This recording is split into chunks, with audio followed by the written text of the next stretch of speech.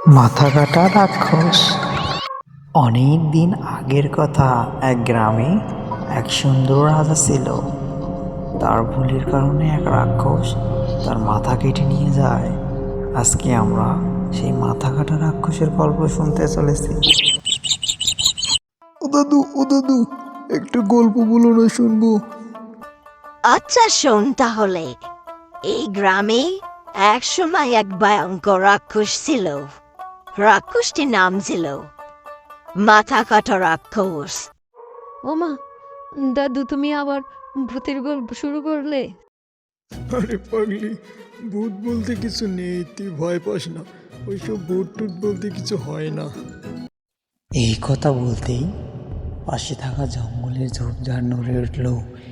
পাশে থাকা কুকুর যেন কিছু আন্দাজ করতে পারলো, যেন আশেপাশে কোনো কিছু উপস্থিতি সে অনুভব করতে পারলো। মিনা এবং বিট্টু ছিল অনেক কৌতূহলী। দেখতে দেখতে রাত 12টা বেজে গেল। তারা দুইজনই সেই পোড়াবাড়ির সামনে দিয়ে যাইতেছিল। হঠাৎ করে বিট্টু মিনারে বলে, চল তো দেখি, বাড়ির ভেতরে ঢুকে দেখি এখানে কি আছে। তারা ভয় না পেয়ে উভয়ই বাড়ির ভিতরে যায়। দরজা খুলে চমচমে বাতাস, গা থমকে যাওয়ার মতো পরিবেশ। হঠাৎ করেই যেন একটা কোনো কিছু ছায়া তারা আন্দাজ করতে পারে। ভূতের গলায় কাঁপুনি দিয়ে একটা আওয়াজ শোনা যায়। হো হো হো হো, মাথা কাটা রাক্ষস, কে এসেছিস আমার রাজ্যে? মিনা ভয়তে কাঁপতে কাঁপতে বলে, বিট্টু, বিট্টু চল পালাই। আমার এখানে অনেক ভয় লাগছে।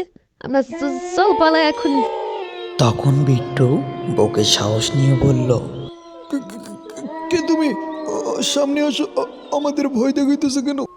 তখন ভূত তাদেরকে বলে, ভয় পেও না বাচ্চা, আমি তোমাদের কোনো ক্ষতি করব না। ওহ ওহ ওহ ওহ। এই কথা বলতেই ভূত সামনে চলে আসে এবং তার কাহিনী বলতে শুরু করে বিট্টুদের সামনে। আমি একসময় এই গ্রামের রাজা ছিলাম, কিন্তু এক শয়তান জাদুকর আমার মাথা কেটে নেয় আর আমি রাক্ষস হয়ে যাই।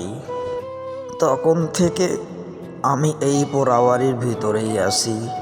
আমাকে সবাই ভয় পায়, কিন্তু আমি কারো ক্ষতি করি না।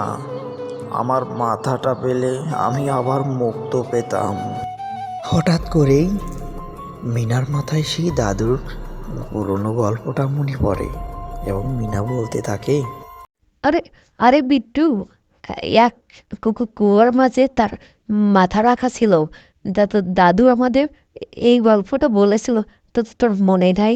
চল তো গিয়ে দেখি পাশে থাকা সেই পুরোনো তারা দুইজনই সেই পাশে থাকা কুয়োটার কাছে যায় এবং তারা সত্যি সত্যি দেখতে পারে সেখানে একটা পুরনো বক্স আছে। তারা সেই বক্সটা নিয়ে যেই খুলতে যাবে, সঙ্গে সঙ্গে একটা হাসি দিয়ে একটি মাথা সে মুক্ত হয়ে যায় এবং ভূত কাঁপতে কাঁপতে বলে, ধন্যবাদ সোনামণিরা। তোমাদের জন্য আজকে আমি মুক্ত পেলাম। আমার আমার শরীর পুনর্গঠন হয়েছে, আমার মাথা ঠিক হয়েছে। এখন আমি স্বর্গে যেতে পারবো।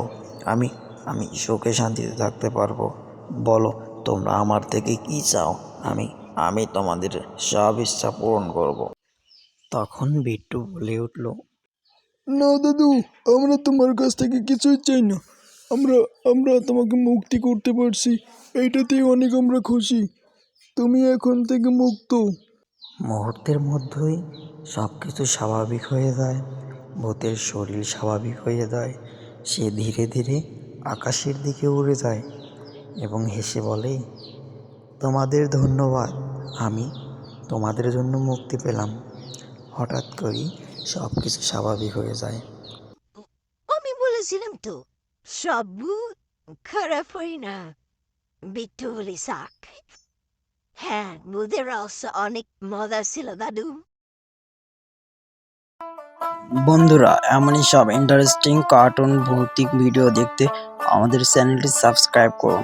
আমি আপনাদের সামনে নিয়ে আসবো অনেক সুন্দর হরর অ্যানিমেশন মুভি, অনেক সুন্দর ভূতের কার্টুন এবং বিভিন্ন ধরনের কার্টুন স্টোরি, মরাল স্টোরি, ঠাকুর দাদার ঝুলি এবং ভয়ঙ্কর সব ভৌতিক কার্টুন স্টোরি আপনাদের সামনে এক্সপ্লেইন করব। তার আগে বন্ধুরা, যারা আপনারা চ্যানেলটি সাবস্ক্রাইব করেননি, আমাদের চ্যানেলটি সাবস্ক্রাইব করে দিন এবং পাশে থাকা বেল আইকনটি অন করে দিন, যাতে আমাদের কোনো ভিডিও আসলে সর্বপ্রথম আপনার কাছে সেই নোটিফিকেশনটা যায়। এবং অবশ্যই এই ভিডিওটি একটা লাইক করে দিবেন, যাতে আমরা অন্যান্য ভিডিও বানাতে অনেক উৎসাহিত হই। আর হ্যাঁ, তোমার অন্যান্য বন্ধু বান্ধবের যেন এই ভিডিওটা মিস না করে, এই জন্য তাদেরকে অবশ্যই একটি করে শেয়ার করে দিও।